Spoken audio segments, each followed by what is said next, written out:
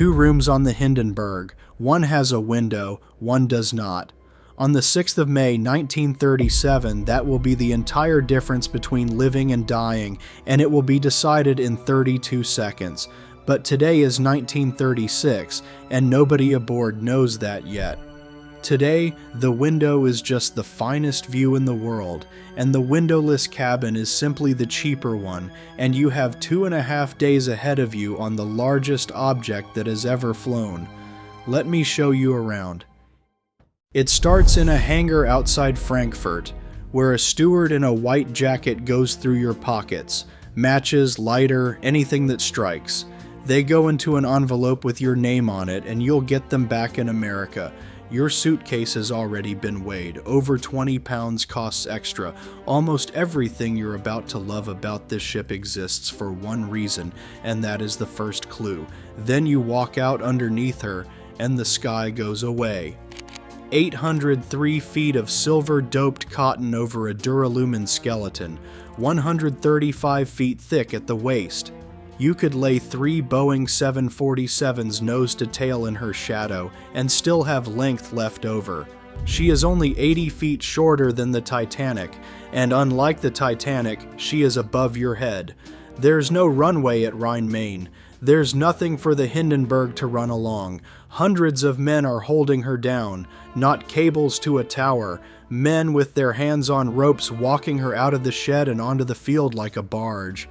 Then a voice from the control car window, "Schiff hook, up ship," and the men let go. Nothing happens loudly.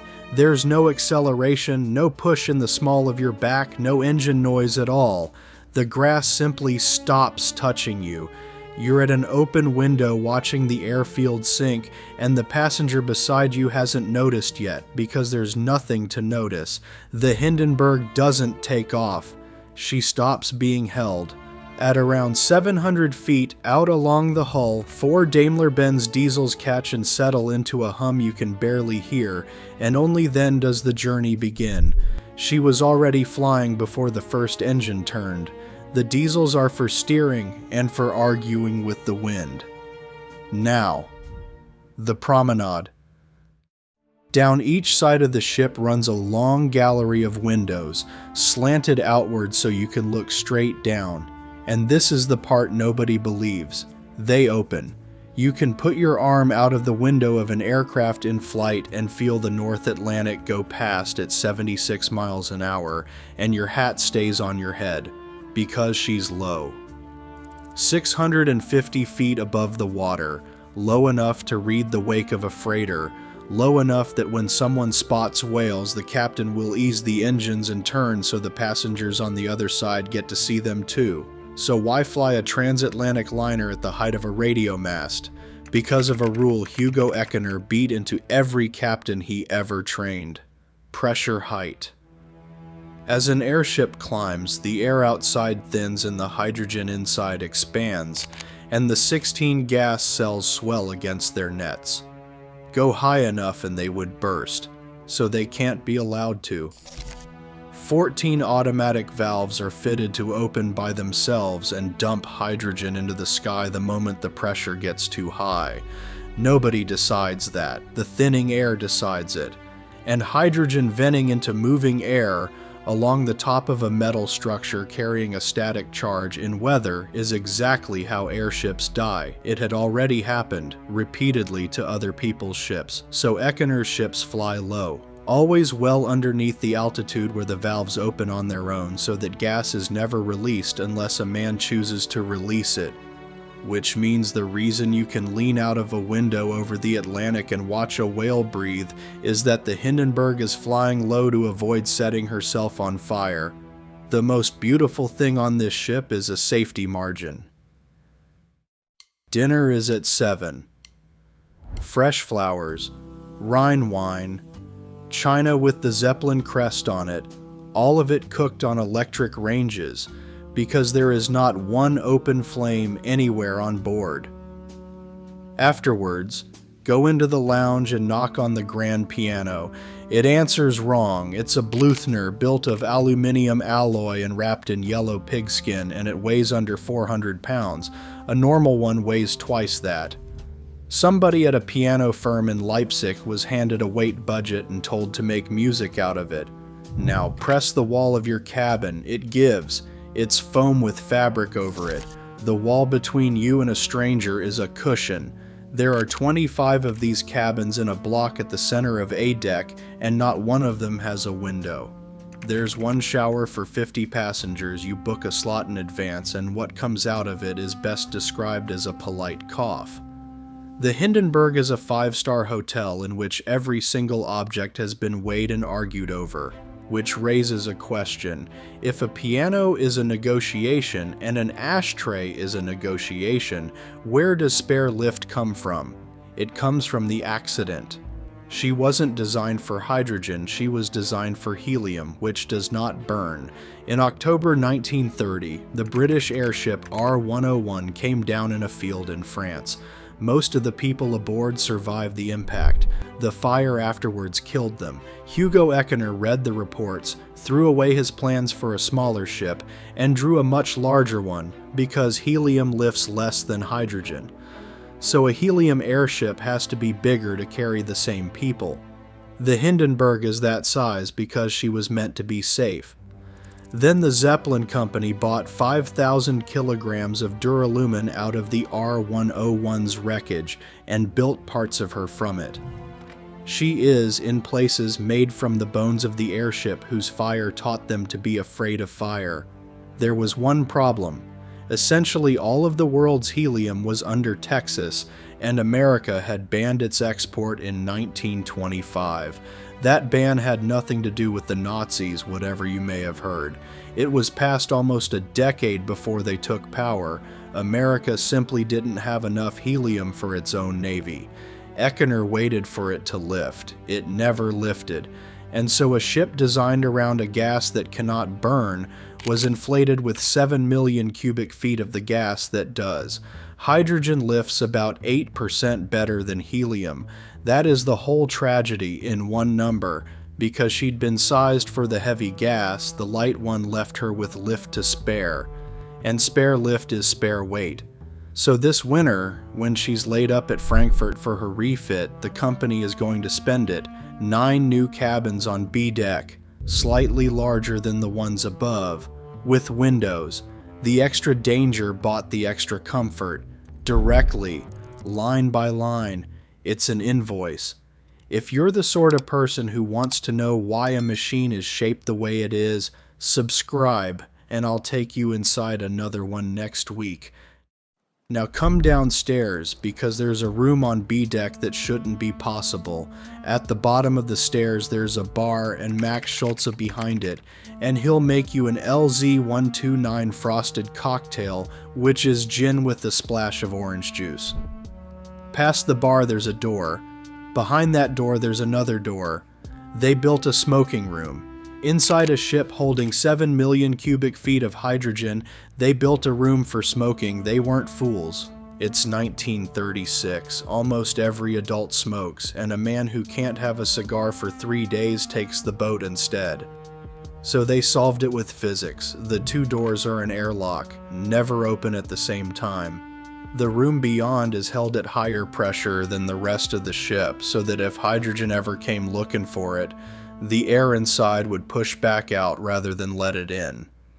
There is one lighter, it's electric and it's bolted to the wall, and there's a steward whose entire job is to light your cigar and then to make certain that nothing lit ever leaves the room. There are plexiglass panels set into the floor. You can smoke a Cuban cigar looking straight down at the Atlantic. It's the best room on the ship. It's also, seen from 90 years away, a room built to let people do the one thing that must never happen safely, because stopping them was bad for business. And there's a wrinkle in it that historians have pointed at ever since. The chief steward's cabin sits right beside that airlock, with the door on either side of it. Open both, and the pressure seal the whole arrangement depends on is simply gone. The most famous safety feature on the Hindenburg had a back door, and the back door was a bedroom. Later that evening, an engineer offers you a tour of the ship. Say yes. He opens a door most passengers never open, and the hotel ends. The floor becomes a plank about a foot wide. Around you there are girders and bracing wires and 16 enormous gray shapes moving very slightly like something asleep. Those are the gas cells. Each one is a bag of hydrogen the size of a building, slung in netting so nothing sharp can ever touch it, and they leak continuously, not from any fault. Hydrogen is the smallest molecule there is, and it works its way straight out through the fabric, roughly a liter per square meter per day, and nobody can stop it, so nobody tries. It's written into the design as an accepted number. Riggers walk this catwalk around the clock with torches, watching the cells for slack and for tears and listening. Then your guide reaches up, pulls a cord, and the outer skin of the ship rolls open like a window blind, and you're standing on a foot-wide plank in the middle of the sky, holding a wire, looking down at the ocean. There's one more thing up here, and you'd never look at it twice. This catwalk runs along the center line of the hull. It shouldn't exist. The original design had a clever answer to the helium problem. Helium was far too expensive to throw away every time the ship needed to get heavier, so the plan was a small hydrogen cell fitted inside each large helium cell. When you needed to dump lift, you'd dump the cheap hydrogen out of the middle, wrapped safely inside a blanket of gas that cannot burn, and keep your helium. This corridor was built so the crew could reach the valves on those inner cells. The inner cells were never installed. There was no helium to protect them with. So they canceled the system and kept the corridor. You are walking along a hallway built to service a safety feature that does not exist. By midnight you're in your bunk, and the ship is so quiet you can hear the man in the next cabin turn over. Here's what she's doing while you sleep. She's burning about 130 kilograms of diesel an hour, and every kilogram she burns makes her lighter. A lighter airship rises, and an airship that rises far enough reaches pressure height, and then the valves open by themselves, in the dark over the ocean, and nobody chose it. So the officers have to make her heavy again. All night. There was going to be a machine for that. Silica gel packed around the engine exhausts, condensing water out of the burnt fuel and turning it back into ballast so she could replace her own weight as she spent it. It was designed, it was never built, because it was designed for helium, for a ship that could not afford to throw its lifting gas away. The Hindenburg can afford to.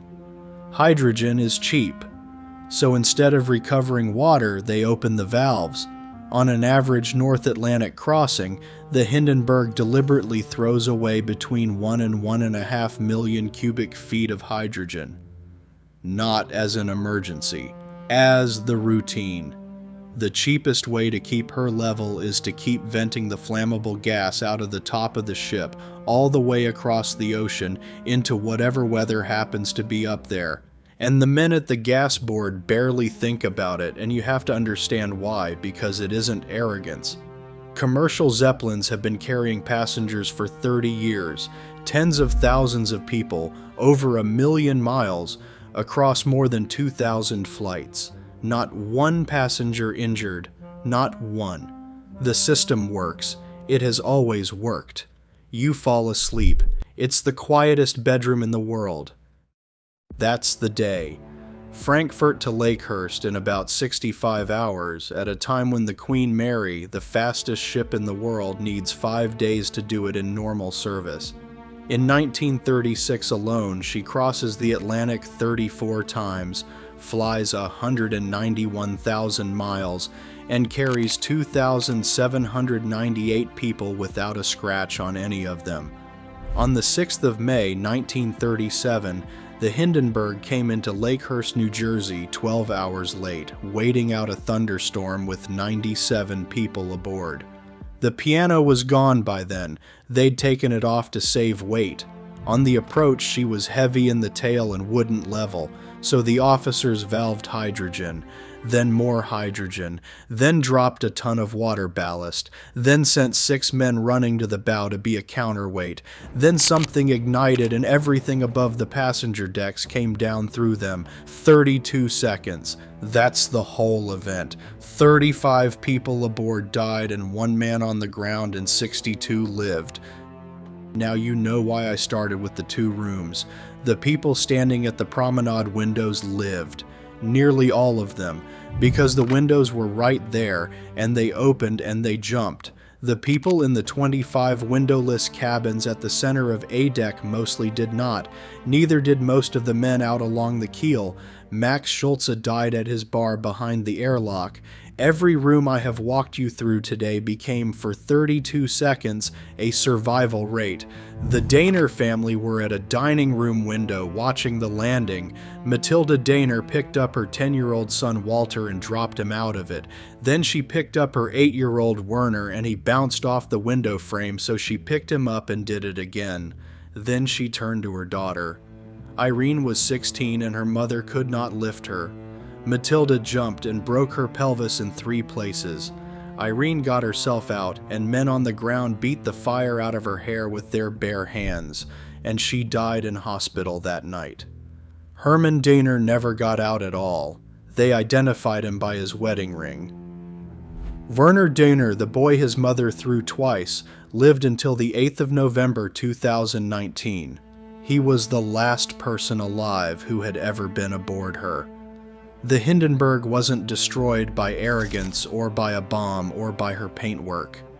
She was destroyed by an export ban, and by the 8% of extra lift that came with the wrong gas, and by the fact that nobody could bring themselves to leave that lift unspent.